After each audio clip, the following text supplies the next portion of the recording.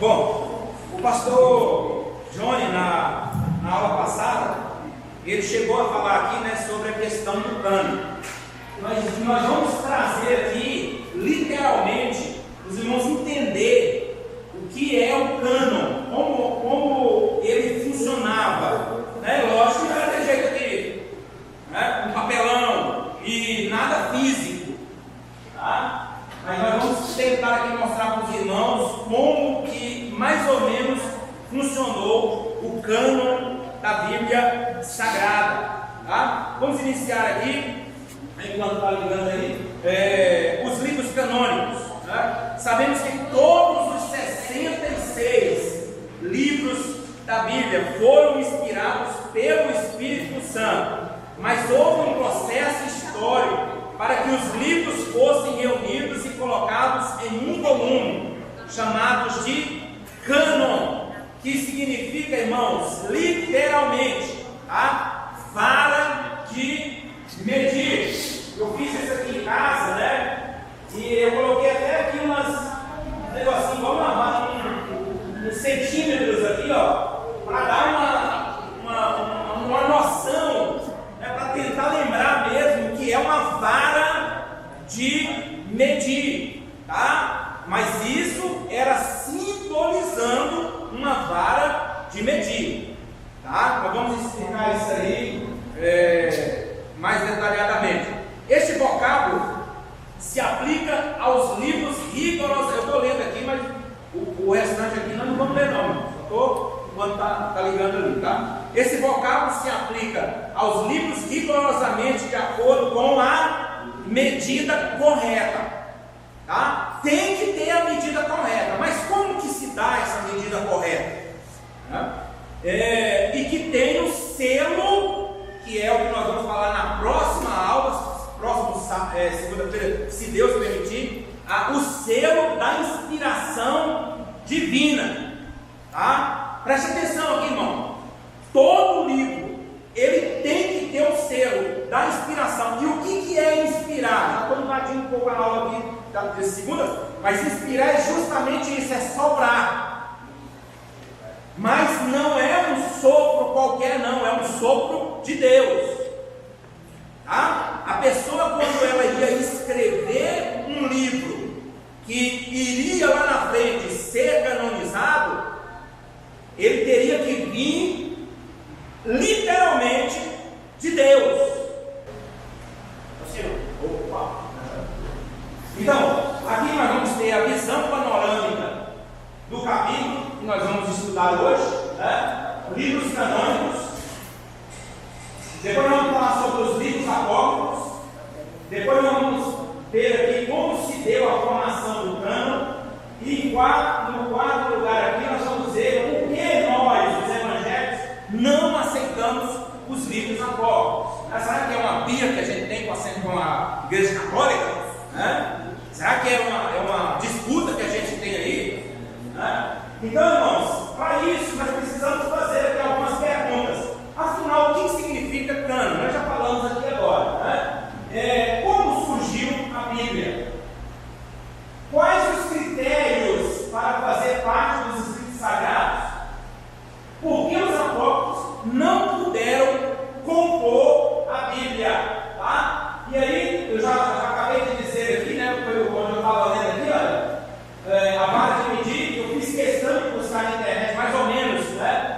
Uma vara de medir aqui, né? Só para ilustrar o que é que nós vamos estar estudando. Esse vocábulo se aplica aos livros rigorosamente de acordo com a medida. Aí os irmãos estão lembrando dos dois textos que nós lemos, Gálatas 6,16 e Filipenses 3,16. Os dois textos falam sobre a mesma regra, andar na mesma regra. Aqui está, né? Essa palavra medida aqui, ela também é um sinônimo de padrão, de regra, né? E que tem o selo da inspiração divina. Aí eu fiz uma pergunta aqui: esses livros, e aqui no livro está dito isso aí, ó. Esses livros, eles foram considerados sagrados por serem canonizados, ou eles já eram sagrados É claro, irmãos, eles já eram os que são canonizados, eles já eram sagrados anjos. Por que tem essa questão, irmão? Porque nós estamos já entrando aqui num campo, né, da questão da Igreja Católica. Não estamos aqui, irmão, para falar mal da Igreja Católica, não, de maneira nenhuma. Nós estamos dizendo aqui porque, se você for conversar com um padre ou com uma pessoa muito mais bem estudada, eles vão, irmãos, colocar alguns no bolso aqui, viu? Eles vão mostrar claramente que é necessário a gente crer, porque eles arrogam para si de que a Igreja Católica, ela é a detentora do que pôde colocar, o que pôde tirar da Bíblia Sagrada, tá? Mas preste atenção aqui, antes desses livros entrarem nesse compêndio aqui, nessa biblioteca, como foi falado aqui na outra aula, essa biblioteca de livros, antes deles entrarem aqui, irmãos, e formarem o que nós chamamos de cânon, eles já eram sagrados antes, tá? Eles não se tornaram sagrados por eles terem sido escolhidos. Aí eu estou escolhendo aqui o livro de Isaías, né? E agora, a partir desse momento em que ele entra no cânon sagrado, ele se torna sagrado. Não, de maneira nenhuma.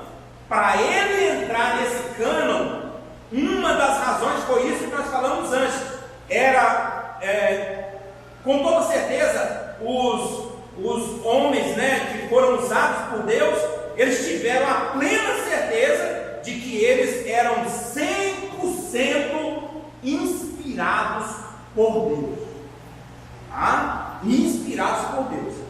Nós vamos estudar aqui, irmãos, se Deus permitir, uma matéria, bem mais para frente aí, uma matéria boa também, hermenêutica e homilética, tá?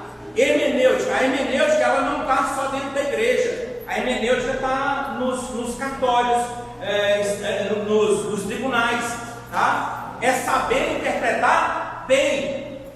A hermenêutica, você pega ali o Código Penal e você interpreta o que é que está sendo dito ali. Quando você interpreta o Código Penal, você está fazendo hermenêutica, tá? Então a hermenêutica não é somente para a igreja não, porque divide hermenêutica bíblica e hermenêutica jurídica, tá? Então a hermenêutica é saber interpretar bem. E uma das regras que nós vamos estudar dentro da hermenêutica é que a Bíblia, ela se interpreta por conta própria, tá? Então, se um livro ele faz com que o outro livro fique em dúvida, aquele livro não é inspirado por Deus, porque, irmãos, a Bíblia mesmo vai dizer que Deus não mente. Deus não mente. Então, nós não podemos colocar em dúvida a palavra de Deus. Então, aqui é essa questão. Por quê? Porque a Igreja Católica, eles dizem que é a Igreja que diz se o livro é santo ou não. Mas para ele estar dentro do cânon, ele tem que ser santo antes de ter entrado nele, tá bom? Aí nós temos aqui o cânon do Antigo Testamento, que nós falamos aqui da Bíblia judaica, tá? Foi falado pelo pastor também na lição passada. Eu ia trazer aqui, acabei esquecendo como que é a divisão. O pastor falou lá, o Antigo Testamento da nossa Bíblia tem quantos livros? 29, né? O deles, irmãos, tem 24, né? 24, não é isso? 22, né? 22. Por que o deles tem 22? Porque eles condensam, né? São os mesmos livros, irmãos, preste atenção nisso aqui. São os mesmos livros, só que ao invés de nós termos aqui, na nossa Bíblia nós temos Pentateuco, né? nós temos livros históricos, depois nós temos poéticos, né? Poéticos, depois dos poéticos nós temos profetas maiores e profetas menores, tá? Eles não, irmão, eles condensam, né, isso desde o tempo, eles têm primazia. A Bíblia deles era desse jeito aqui, ó, Torá, né? A lei de Moisés, né? A lei de Moisés, chamada de Torá, que é o mesmo Pentateuco, a que nós conhecemos, não muda nada. Depois vem os profetas, que é Neviim. Essa palavra Neviim vem de Nabi, né?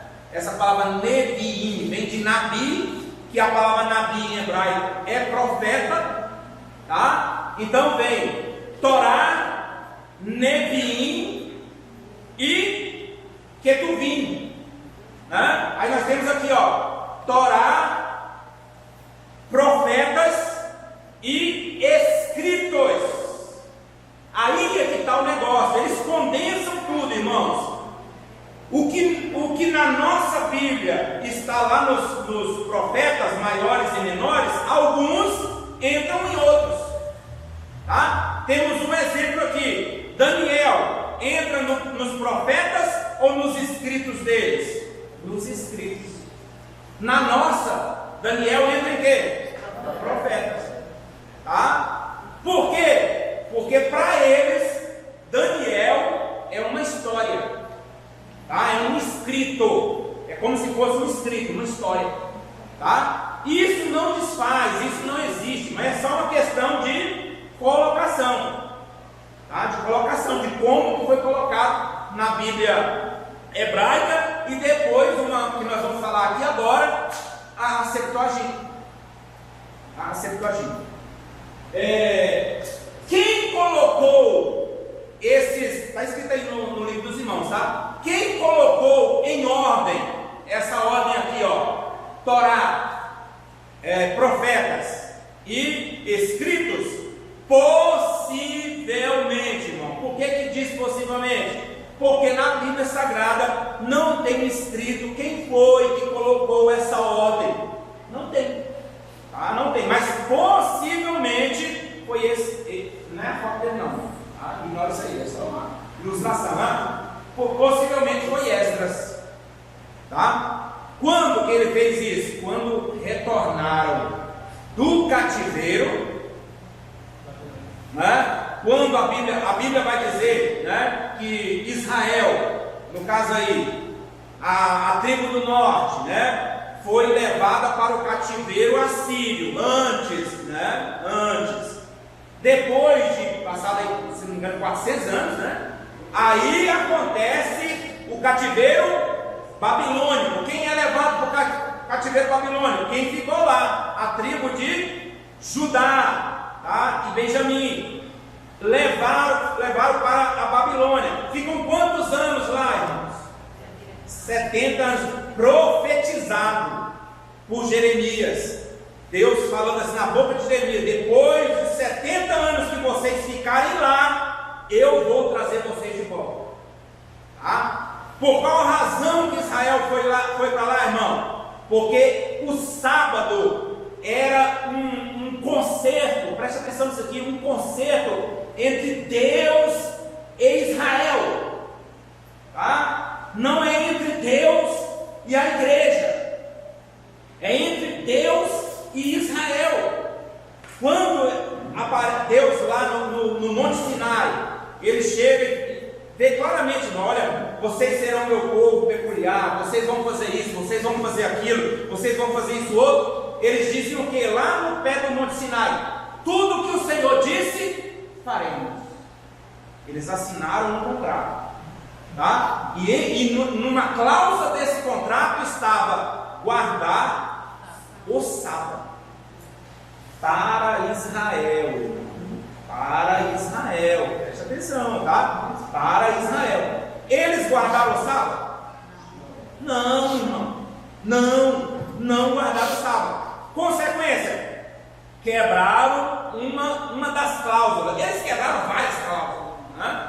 Mas uma das principais cláusulas que eles quebraram foi justamente isso. E a Bíblia vai dizer que quando eles foram para o cativeiro, a terra de Israel descansou os seus sábados.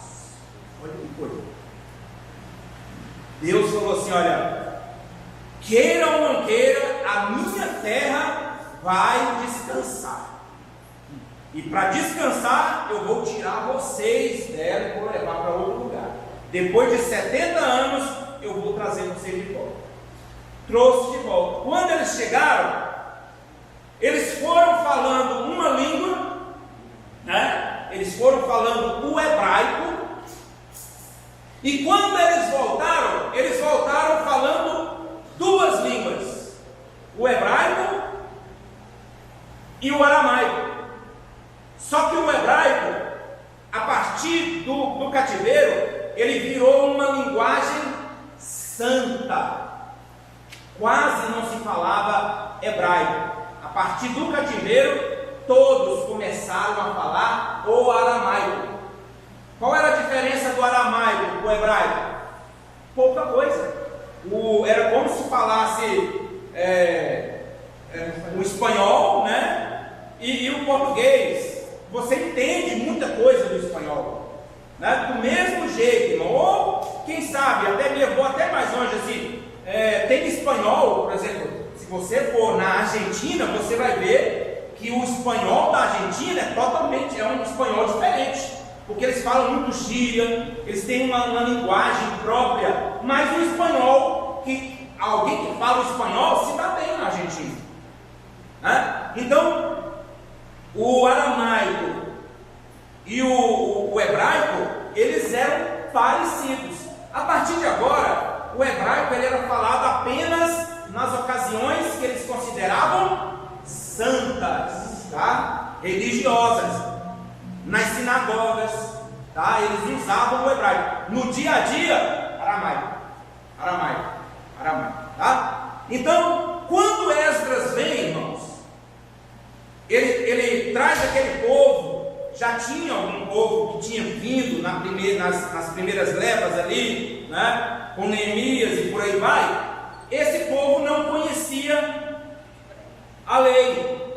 Aí Esdras agora ele se assenta, ele ali chama o povo na praça e ele começa a fazer o que agora? A ler a Torá para o povo. Tá? Só que tem um problema. Eles estavam falando aramaico, mas muitos que voltaram de lá só falavam eles estavam lendo em hebraico, mas muitos que voltaram de lá só sabia falar o aramaico. E aí o que Esdras faz no meio da praça, o dia inteiro, lendo a Torá, lendo a lei de Moisés. E a Bíblia diz que lia em hebraico e o outro aqui do lado interpretava em aramaico para aquelas pessoas, de forma que eles leram toda a lei de Moisés. Passado esse tempo, quando Esdras então estabelece, segundo a tradição judaica, Esdras é quem coloca essa ordem, tá? De Torá, profetas e escritos, tá? Esdras que faz isso aí. Que critérios foram Que critérios foram usados para a seleção dos livros do Antigo Testamento? Antigo Testamento. Haja visto existir diversos livros tidos como inspirados à época.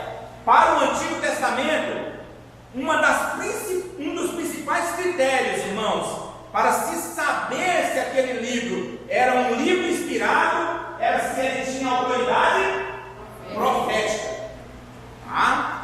Tinha que o profeta, irmãos, a profecia, né, principalmente porque muito do que foi escrito, né, no Antigo Testamento foi entregue através de profecia. Então, dos um dos critérios para colocar aquele livro no cânon, um dos critérios era a autoridade profética. Pastor, aqui no livro também está errado. Aqui no livro também está. Pois é, eu errei na colocação. Eu estou falando do Antigo Testamento, porque no Novo Testamento vai ter um outro critério. Está falando aqui do Novo Testamento, né? E no Antigo Testamento, qual era o critério? Autoridade profética. No Novo vai ter uma outra autoridade. Vamos chegar ali agora mesmo. Irmãos, em 400 antes de Cristo, o silêncio aqui, né? No centro, né? Aí em 400 antes de Cristo começa um período que é chamado de período interbíblico ou período intertestamentário, ou para muitos também período do silêncio. Silêncio o quê? Profético. Tem gente que diz que Deus se calou nessa época. Deus não se calou não. E Deus parou de trabalhar nessa época. Não, Deus não parou de trabalhar. Deus não parou de falar. Não, de maneira nenhuma. Mas o grande problema desses 400 anos antes de Cristo é que não houve profecia nenhuma a ponto de ser tão sagrada, de ser colocada na Bíblia judaica. Portanto, muitos dizem que o cânon judaico ele foi fechado com Esdras, com Esdras. Aí nós vamos entrar aqui na questão, isso aí não está na revista dos irmãos. Em 250, irmãos, nesse período interbíblico, depois da morte de Alexandre o Grande, depois disso tudo, nesse período interbíblico, o império que predominava era o império grego. Alexandre ele tinha 4 generais. Depois da morte de Alexandre, um general chamado Ptolomeu, Ptolomeu I, ele depois da morte de Alexandre, ele toma o Egito, né? E ele começa a reinar no Egito, como rei do Egito. Depois da morte desse Ptolomeu, o filho dele, chamado Ptolomeu II, ou Ptolomeu Filadelfo, ele, em 250 a.C., lá na cidade de Alexandria, tinha ali, irmãos, uma das maiores bibliotecas do mundo inteiro. Ele, por orientação de alguns bibliotecários que ele tinha, alguém chegou para ele e falou assim: olha, falta um livro aí. E ele falou assim: qual? O livro dos judeus, a Bíblia dos judeus. Aí o que esse cidadão faz, irmãos? Ele quer ter essa versão hebraica da Torá, do Nevi e do Ketubim, que eu falei aqui, né? Em sua biblioteca. Ele chama, então, irmão, deixa eu só, para passar o próximo slide aqui, deixa eu fazer essa divisão aqui, os 400 anos aqui, de 1500 lá atrás a 400 antes de Cristo, toda a Bíblia ela foi fechada, ou seja, toda a história bíblica de Abraão até aí, né, foi fechada aqui, tá bom? Aqui, por isso que esse cânon aqui, ele estava fechado. Nós temos aqui o silêncio profético. Nessa época aqui, acontece isso que nós estamos falando aqui da Septuaginta, né? Em 250 a 100 a.C., tá bom? Depois nós temos aqui o Novo Testamento, foi escrito em original dele, de 40 a 97 depois de Cristo, e aí gerou algumas traduções aqui. Toda a Bíblia foi fechada em 400 depois de Cristo. Deixa eu explicar melhor aqui. Hoje eu fiz esse slide em casa, né?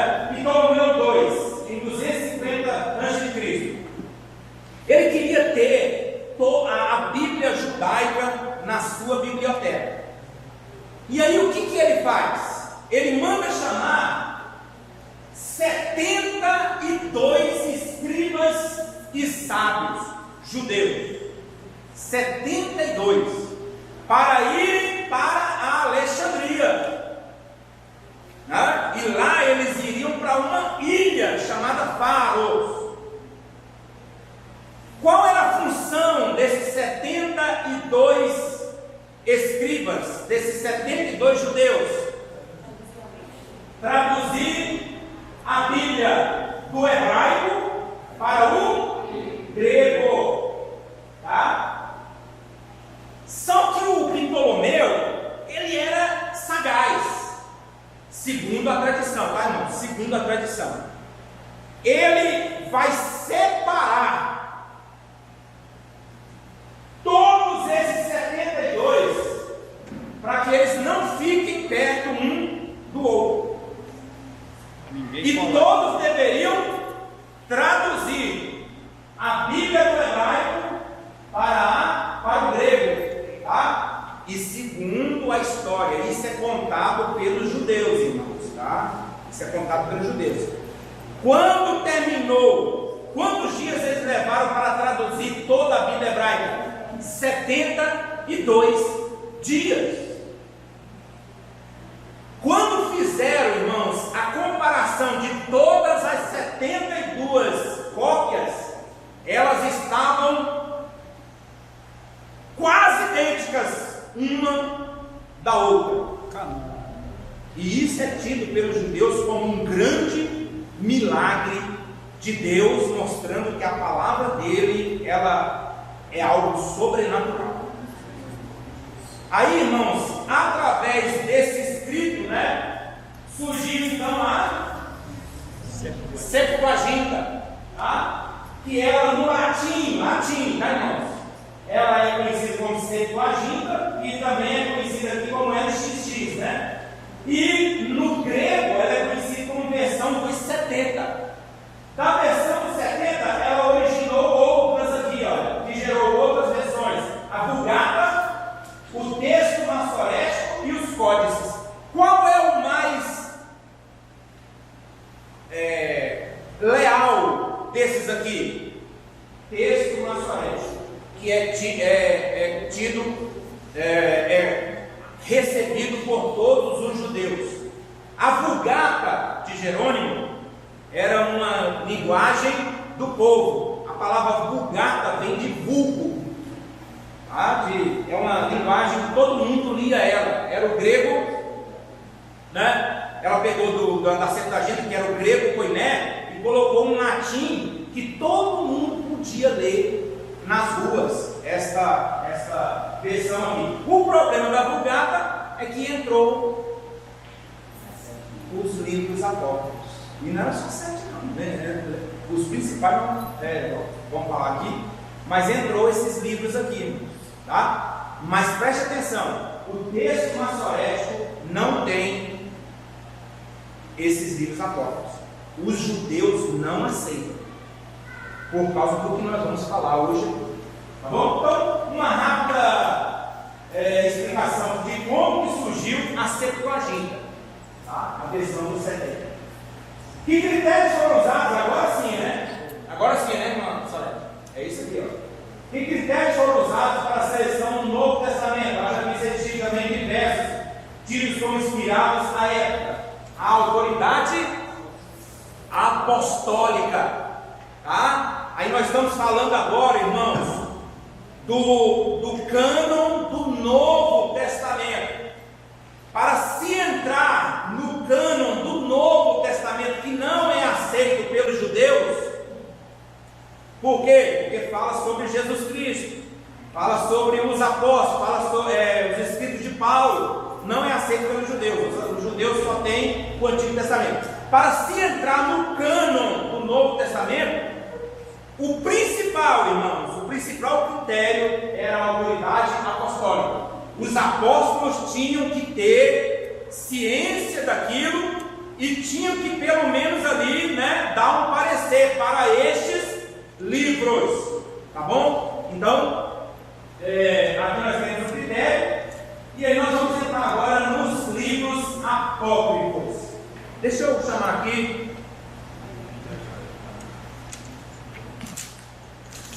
Irmão Renato, vem aqui.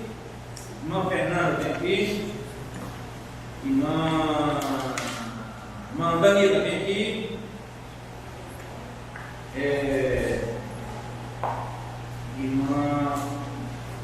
Irmã Rose, vem aqui. E irmão Samuel, vem.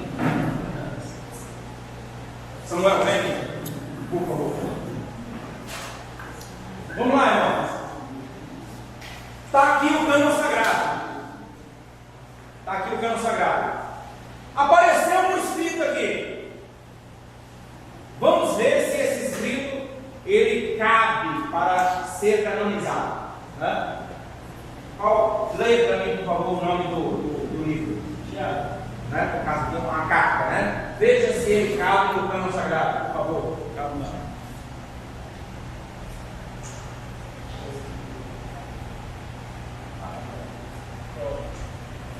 Certinho. Ele foi canonizado. Preste atenção numa coisa aqui. Por que eu coloquei esse livro de Tiago aqui? Porque ele foi um dos que mais deu trabalho para entrar aqui. Por quê? Porque ele não era apóstolo. Ele era o irmão de Jesus. Ele não é considerado apóstolo. E Tiago tem um problema sério, irmão, sério mesmo. Mas entrou. Lutero, pastor Giovanni, ele considerava a carta de Tiago como a carta de palha, que não serve para nada. Lutero. Por quê? Porque Tiago vai dizer que sem as obras nós não podemos ser salvos. Mas aí é uma questão de interpretação. Romano diz que nós não somos salvos pelas obras. Não vem das obras, né? Está escrito lá. Mas Tiago diz: mostra-me a tua fé, né? Eu mostro a minha com as obras. O que Tiago está dizendo é que a obra, ela segue quem tem fé.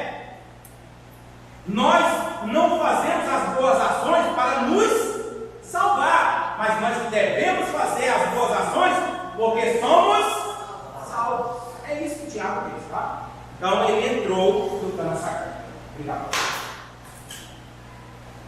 Vamos ler um aqui.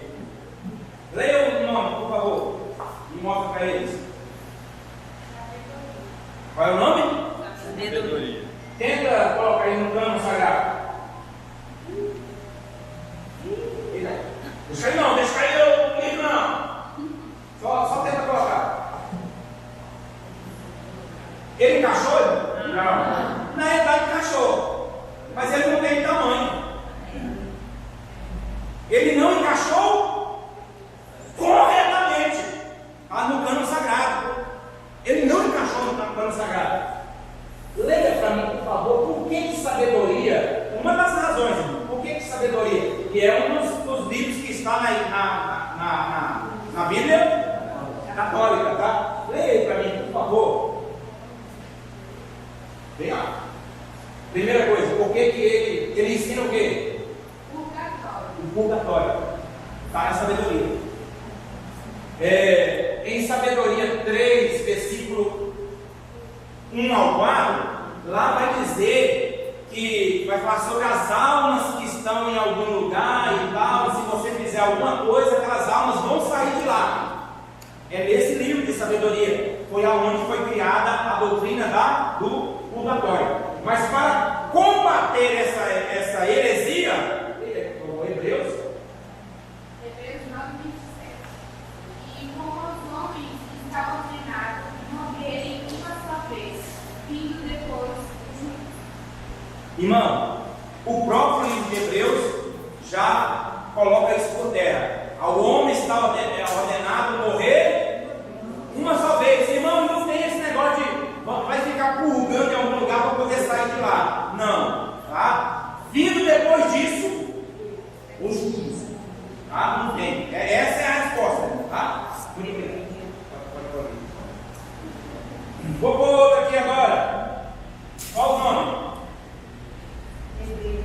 Mostra para eles. Hebreus. Veja se Hebreus vai.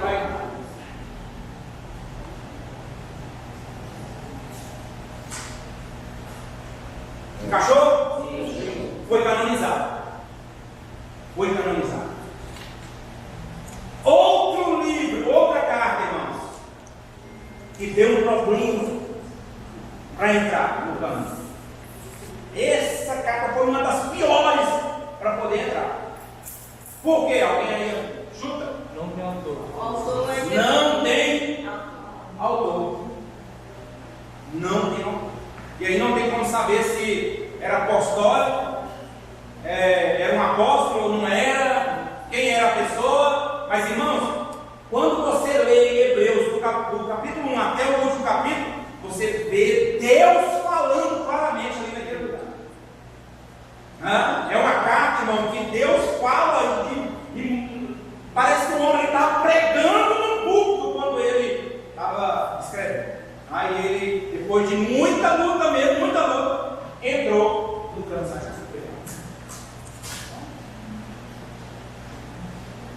Outro livro, Tobias, né? Tobias, né? Coloca ele aí, por favor. Pensa que tem que encaixar. Encaixou? Não entrou no caminho. Por que ele não entrou no caminho? Olha para ele bem, não. Esmola limpa o pecado. A esmola, se você der esmola, limpa o teu pecado. Tá? Onde é que está escrito isso? Pode ler aí, bem.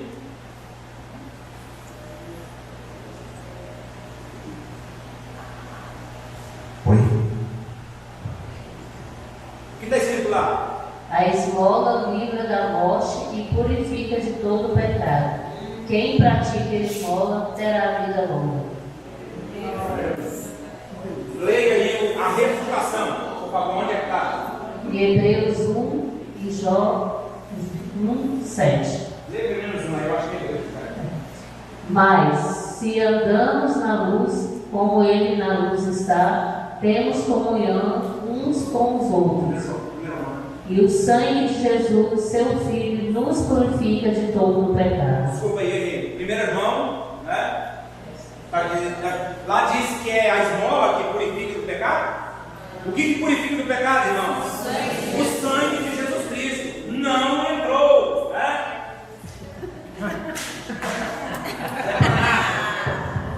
Esse Tobias aí, irmão. Esse Tobias aí é um dos mais heréticos que existe. Esse Tobias aí, irmão, para os irmãos terem uma ideia, ele casou com uma mulher, lá no livro, ele casou com uma mulher que já tinha casado com 8 homens, e todos morreram. E o homem, irmão, começou a bater as pernas também, assim, o joelho um no outro, e falou: vou morrer também.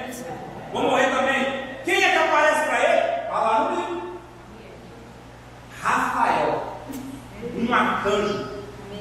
Aí, quem já ouviu dizer que existe o anjo Rafael? A Igreja Católica ensina que ele é um arcanjo, tá? pela Igreja Católica. Lá existe Miguel, né? Rafael, Gabriel, né? E tem uma arcanja também. Aí quem aparece para ele? O anjo Rafael. Olha, anda comigo aí, cola comigo aqui, que você não vai morrer não. Aí quando ele está lá perto de um rio, irmão, sai um peixe. Aí ele está no rio. Sai um peixe da água, começa a brigar com o coitado para matar ele. Pronto, agora ele tem morte. Aí o anjo fala assim: enfia a mão aí na garganta dele e arranca o que tem dentro dele para fora. Aí a carne ele comeu, e aí o anjo fala assim: ó, guarda essas entranhas aí. Aí eles vão andando, lá na frente o anjo fala assim: olha, pega o coração e algumas partes lá e assa no fogo, porque você fazendo isso aí, os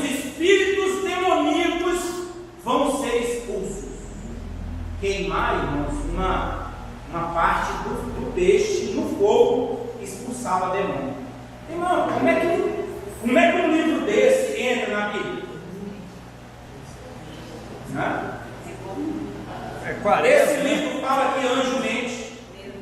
Tá? Por aí vai. Não, é o pior de todos. É o pior de todos. Isso aí não serve para nada. Tá? E por último, olha o livro. Apocalipse. Ouve? Canonizado. Obrigado. Apocalipse. Foi fácil Apocalipse entrar no cano? Não. Por quê? Por quê? Quase. Não. Mas há quais visões? Dragão. Tá? Aquelas visões ali que você vê lá em a besta, aquele negócio lá, alguns falam, isso aí João comeu uma feijoada e estragou alguma coisa errada lá. Isso aí, irmão, quase que não entra. E uma das coisas também que bateu forte para não entrar se chama milênio. Muitos pais do passado não concordavam com o milênio, com aquilo que diz lá sobre o milênio, por uns 1000 anos. Eles não concordavam com aquilo. Mas, irmãos, sentando, olhando e buscando o que era ou não inspirado, entrou no cano sagrado. Tá? Portanto, irmãos, toda a Bíblia ela já está fechada. Não tem mais, irmão, não vem com esse não dá crédito, irmão, de uma pessoa dizer para você que falta ainda um livro. O Salmo 151, né? O Salmo 151 está em algumas edições da Bíblia Católica, mas não é inspirado. Não é inspirado. Aí eu perguntei aqui na última aula, né? Eu fiz uma pergunta, irmão. Eu posso ler os livros apócrifos? Posso. Só que quando você lê, presta atenção no que eu vou dizer aqui. Leia com um tom de crítica, tá? Não leia para você, eu vou ajudar aqui para eu entender mais as coisas de Deus. Não leia nesse sentido. Leia para você entender um pouco mais das heresias que eles falavam, tá? Tem heresias no Novo Testamento também? Tem. Irmãos, quantos livros apócrifos do Novo Testamento existem? 120 e poucos. Tá? Mas um dos principais é um chamado Evangelho de Tomé. Esse Evangelho, irmãos,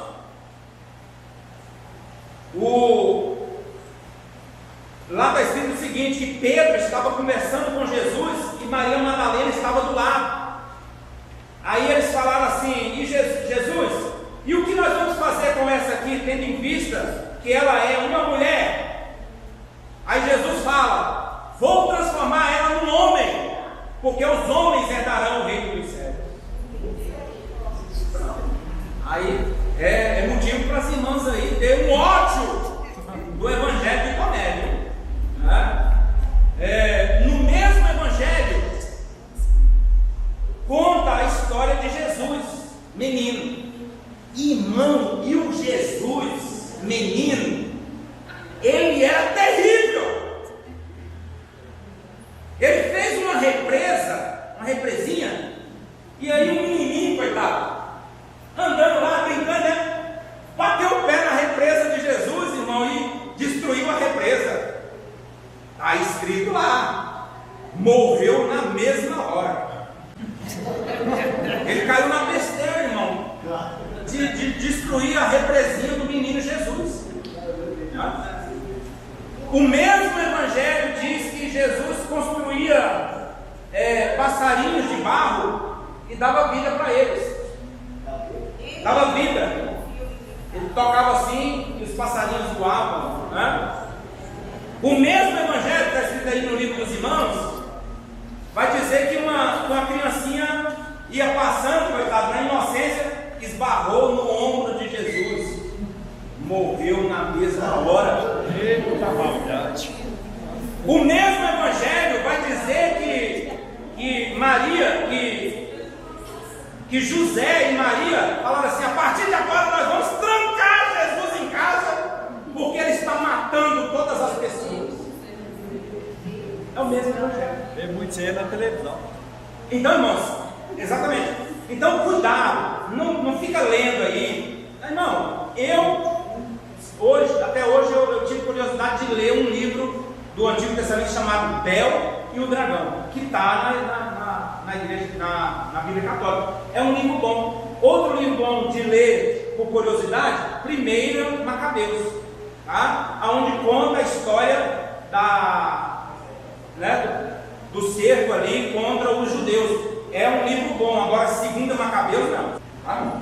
Então, irmãos, cuidado com os apócrifos. Cuidado com os apócrifos. A palavra apócrifo provém do grego apó, né, que significa de lá ou de longe, associado a crifo, né, que se traduz por oculto. Então, a palavra apócrifo significa oculto, escondido, que não tem uma certeza de inspiração. Tá? Por que aconteceu isso, irmãos? No Antigo Testamento e no Novo Testamento, gente que não tinha o que fazer. Aí está ali, né?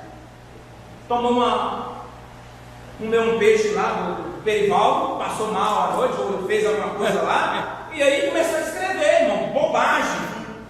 Aí falou: olha, eu tive uma visão, eu tive um livro, eu escrevi um livro aqui. Aí todo mundo sentava e começava. Eu imagino, irmão, eles começando a ler e começando a rir. Não, que é isso, irmão? Vai pescar, você ganha mais do que escrever livro da Bíblia. Tá? Então, os apócrifos não são leitura que condiz com a palavra de Deus. Tá? Condiz com a palavra de Deus. O livro de Enoque. Tá? O livro de Enoque, a palavra de Deus cita possivelmente o livro de Enoque. Sabe quando você lê o livro de Enoque, não diz nada do versículo que cita lá em Judas. Tá? Ele diz que virá nas nuvens o Senhor, né, com os seus santos. Não tem isso no livro de Enoque, mas é citado em Judas uma visão que Enoque teve. Essa palavra originalmente foi usada pelos escritores eclesiásticos para referir assuntos secretos ou misteriosos, de origem ignorada, falsa ou espúria, bem como para identificar documentos não canônicos, assim entendidos os evangelhos que não estavam incluídos. Assim entendidos os evangelhos que não estavam incluídos no Antigo e no Novo Testamento. Tá? Então, apócrifo tem do Antigo e tem apócrifo também do Novo Testamento. Só que no Novo Testamento são muito mais do que o Antigo. Aí sim, irmãos, como saiu a Septuaginta, né?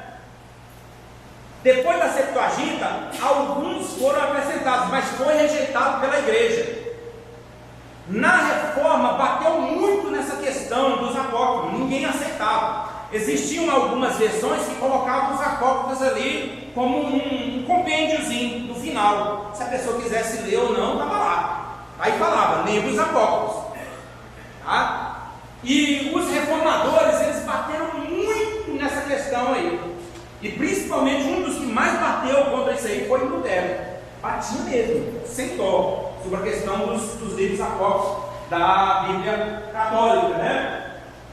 Aí a Igreja Católica, irmãos, em 1546, no Concílio de Trento, em resposta à Reforma Protestante, né, ou seja, a Igreja Católica Apostólica Romana, criou a Contra-Reforma. E nessa ocasião voltaram a incluir nas edições da Bíblia os 7 livros apócrifos e alguns acréscimos ao livro de Esther, tá? E ao livro de Daniel. Alguns acréscimos. Está escrito aí no livro dos irmãos. Além dos apócrifos que existem na Bíblia, agora existem centenas de outros que não entram por causa das aberrações doutrinárias, né? Aí temos aqui o Evangelho de Tomé, sobre a indagação de Pedro.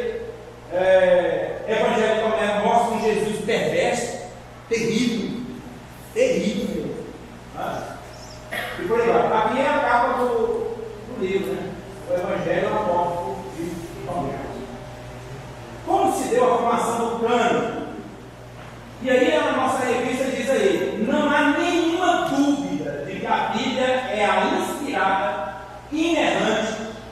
infalível, soberana e completa palavra de Deus. Nessa afirmação peremptória está um inegociável e intransferível dogma, do qual se baseia o cânone das Sagradas Escrituras, né? Ou seja, aqui resumiu, a Bíblia ela é inspirada, ela não erra, ela é infalível, ela é soberana e ela é completa.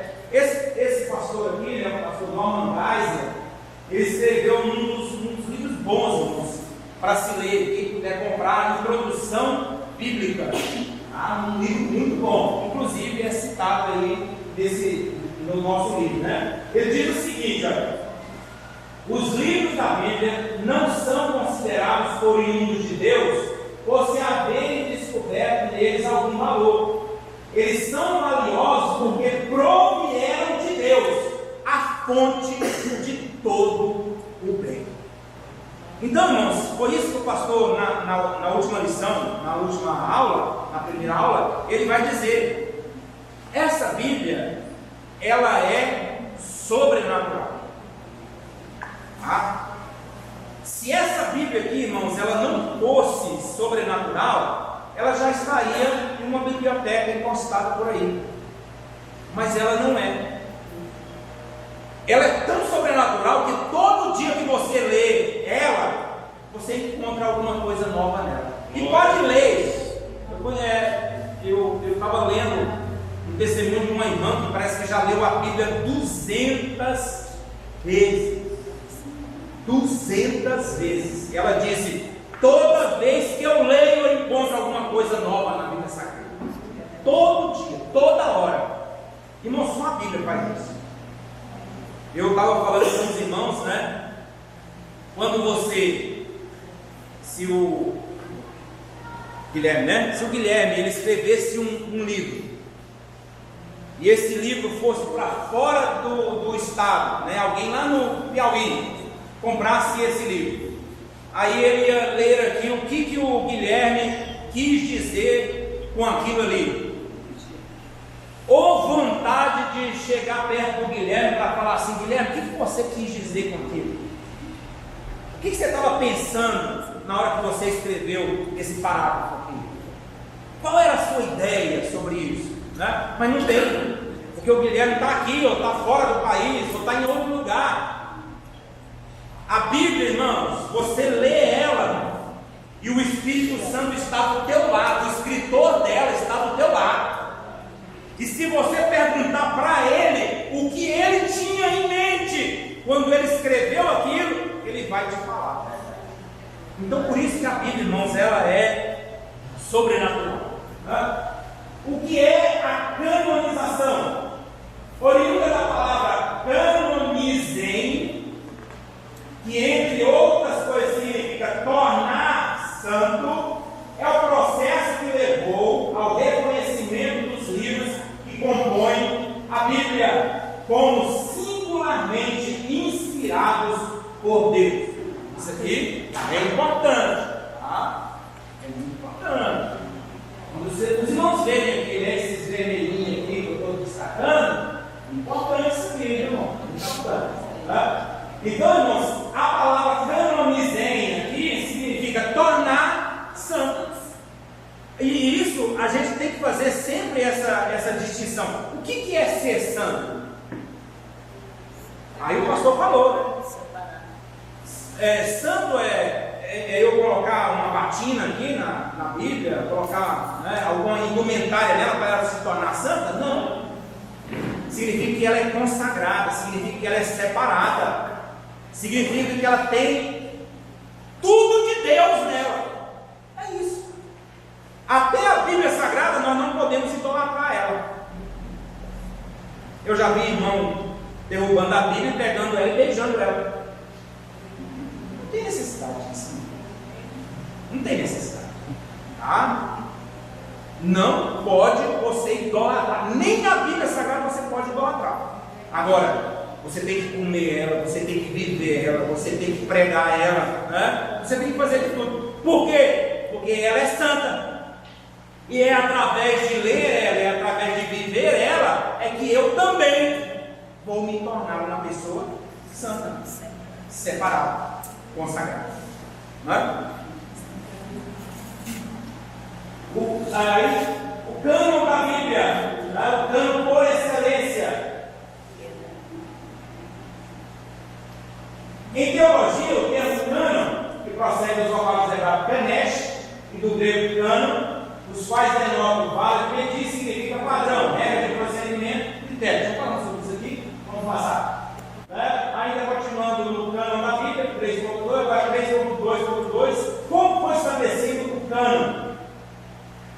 Os homens de Deus usaram para chancelar o cânon da Bíblia, que eles usaram os critérios para chancelar, os critérios da Bíblia Sagrada aqui, Os homens que Deus usou para chancelar o cânon da Bíblia procederam da seguinte forma: primeiro, tinha que se examinar o texto sagrado, e se verdadeiramente ele era sagrado.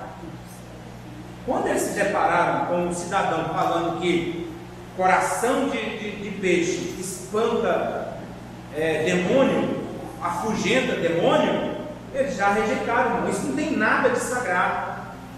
Então, os critérios estão aqui: o exame do texto sagrado. Segundo, o exame do autor sagrado. Ele tinha que ser uma pessoa de conduta ilibada. De maneira nenhuma uma pessoa que totalmente desconcertada ali, totalmente como aqui nesse caso aqui, falando essas bobagens, praticando essa bobagem, se ele escreveu alguma coisa, poderia ser recebido como sagrado. De maneira nenhuma. Tá? Então, tinha que se examinar o autor. E 3 aqui, a aceitação do livro na comunidade dos fiéis. O livro, ele era livre. Como que a comunidade ela recebia esses livros? Também era visto essa situação aqui. A própria igreja em si, ela deveria também fazer esse julgamento. Nós temos isso em Atos, Quando Paulo, irmãos, estava ali falando da palavra de Deus, ele estava falando do Novo Testamento ou do Antigo Testamento? Ele estava falando do Antigo Testamento, irmão, porque o Novo Testamento não tinha sido escrito ainda. E a palavra de Deus diz, irmãos, que existia um grupo ali de homens que eles não comiam as coisas sem verificar se estava escrito ou não. A Bíblia diz que Paulo ia falando e eles iam examinando na Bíblia, na Bíblia judaica, se era verdade aquilo ou se não era. Preste atenção aqui, irmãos. Eu estou falando para estudantes em teologia. Pelo amor de Deus, irmãos, não coma tudo aquilo que é pregado. Filtra. Não receba se é algo, irmão, que fere a palavra de Deus. Não receba. Eu estava num culto uma vez, irmãos, era festa de mocidade, no outro ministério onde eu estava, festa de mocidade, a igreja toda lotada, e o pregador pegou a palavra ali, irmão, e começou a pregar, dizendo que Jesus não era conhecido por ninguém, nem os demônios conheciam Jesus. Irmão, numa festa de mocidade, a igreja lotada. Aí ele vai citar o versículo, irmão, ainda cita o versículo. Ele vai dizer, quer ver um exemplo? Quando Jesus estava ali no deserto, o diabo disse: se tu és o Cristo. Isso é forte. Está vendo aí, irmão? Ele não conhecia Jesus. Ele estava dizendo, se tu és. Aí ele vai dizer, sabe quando é que ele entrou no céu, que o Pai apresentou ele para os anjos.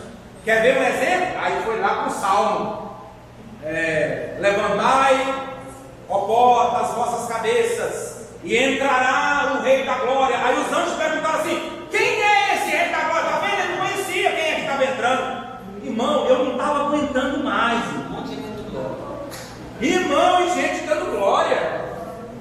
Irmão, eu não estava aguentando mais. Eu não estava aguentando mais. Eu tinha que parar aí. Eu estava fungando mesmo. Fungando, olhando para o lado. E ali, eu não via a hora que eu estava para falar: não, cala a boca.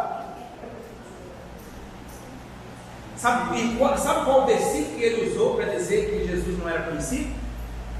Ele diz que Jesus estava escondido em Deus. O mistério que estava escondido em Deus. E ele não soube interpretar que o mistério ali, nós já estudamos na escola dominical, o mistério é a igreja. O mistério é a igreja. Mas ele disse que era Jesus que estava escondido em Deus. Aí eu tinha um versículo só para falar para ele, se eu pudesse. Quando Jesus foi expulsar um demônio, o demônio disse assim: bem sabemos quem tu és, o Cristo, o Filho do Deus vivo. Os demônios, irmãos, falaram isso. Então, irmão, pelo amor de Deus, vocês estão estudando a Bíblia Sagrada, não coma aquilo que é lançado sem examinar se está chocando com a palavra de Deus. Se choca com a palavra de Deus, irmão, é anátema, é lixo, é para jogar fora. É a foca. Cuidado. Como você sabe que choca? Conhecendo a palavra. Conhecendo a Bíblia. Escola dominical, culto de doutrina, lendo a Bíblia em casa, com aquele que é o melhor instrutor de todos, o melhor professor, o Espírito Santo. Entendeu? O que é o cânone do Antigo Testamento? Primeiro do Antigo Testamento, né? Após o derradeiro profeta fazer ecoar as palavras do Senhor, não havia mais o que se discutir. O cânone do Testamento Antigo já estava definitivamente encerrado, esperando agora o quê? Somente a chegada do Novo. Quando Esdras fecha ali, irmãos, ele não fecha, mas ele não estava fechado para que não houvesse um complemento. Tinha que ter um complemento sim, sabe por quê? Porque todo o Antigo Testamento ele fala de uma pessoa, de Jesus Cristo. E é Jesus mesmo que diz: é isso aí que está escrito de mim na lei, nos profetas e nos escritos. Jesus mesmo, ele mesmo vai dizer que tudo que aconteceu no passado estava apontando para ele. Então, quando vem o Novo Testamento, completa-se a Bíblia Sagrada. Por isso que quando o canal não foi aceito, porque o Velho Testamento já estava fechado, né? E como o Velho Testamento estava fechado, não dava para entrar mais rápido. A Igreja Católica introduz só o Velho Testamento. Exatamente. E irmão, preste atenção numa coisa aqui. Quando eles voltaram do cativeiro, a razão deles terem ido para o cativeiro, eu já falei aqui, mas também outra razão era da idolatria, de eles receberem, adorarem outros deuses. E preste atenção, para o judeu, Cristo, ele não é Deus. Para o judeu. Isso aí não é segredo para ninguém. Sendo filmado aqui, não tem problema. Não é segredo para ninguém. O judeu não aceita Jesus porque eles não têm outro Deus além de Yahvé. E eles colocaram isso aí. Por isso que eles se fecham, nesse ponto. Mas Jesus ele veio e prova que ele é Deus. Tem muita prova. Tanto que tem muitos judeus também aceitando a Jesus como Salvador. Irmãos, o concílio de Jânia, em 75, entre 75 e 117, realizado na atual cidade de Jope, teve um caráter mais formal do que o dogmático, considerando que os filhos de Israel da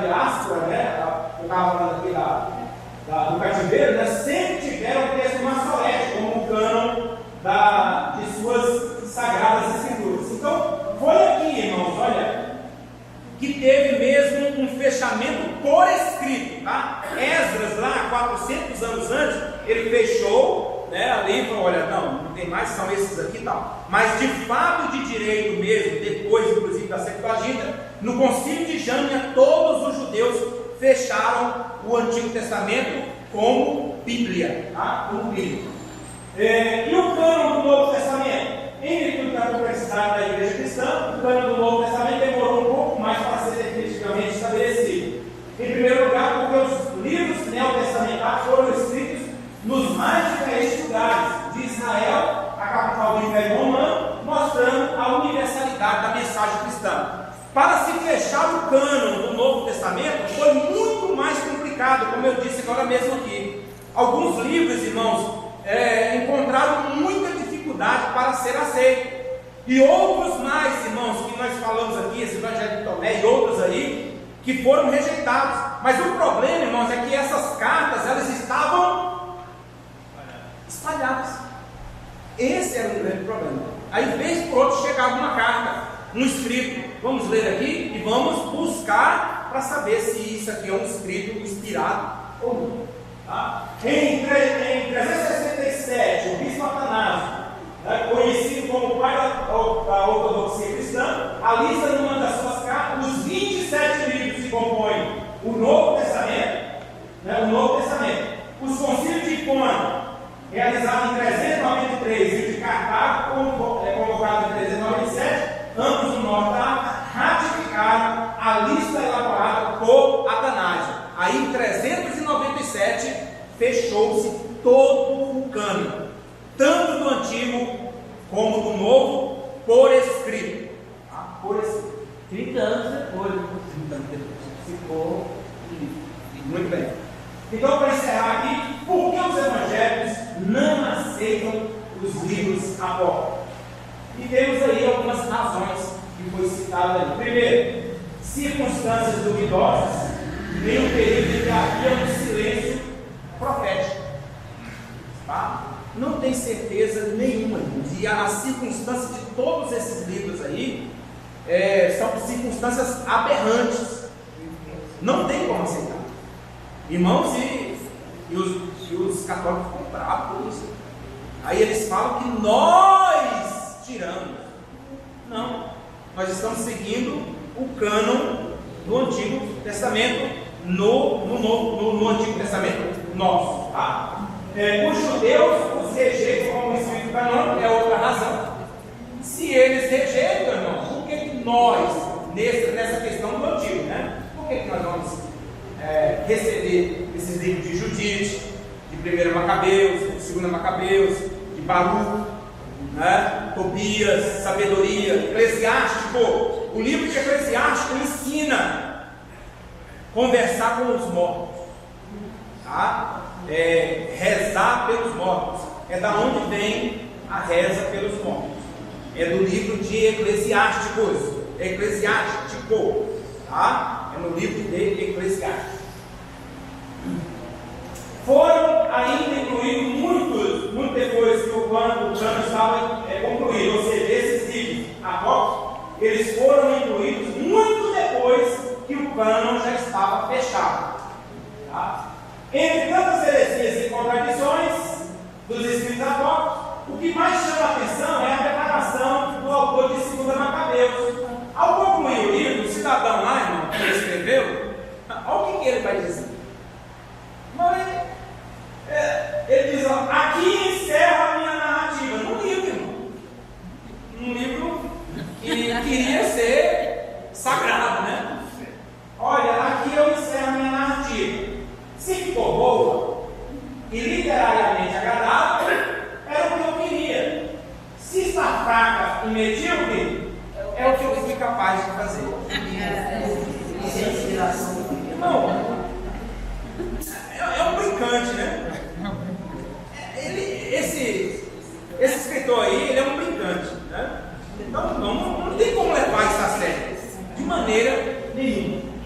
Grande parte dos seus autores não são conhecidos, e isso era uma norma, tinha que entrar entrar naquilo ali, tinha que ser conhecido. É o que foi enfrentado com Hebreus também, né? E, por último, Jesus e os escritores do Novo Testamento, em contraposição, jamais citaram um livro apócrifo, não deixando dúvidas acerca de sua não inspiração. Jesus não citou.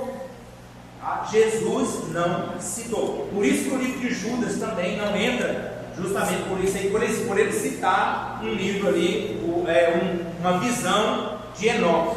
Aí teve uma dificuldade também. Tá bom, irmãos? E é isso a nossa aula de hoje.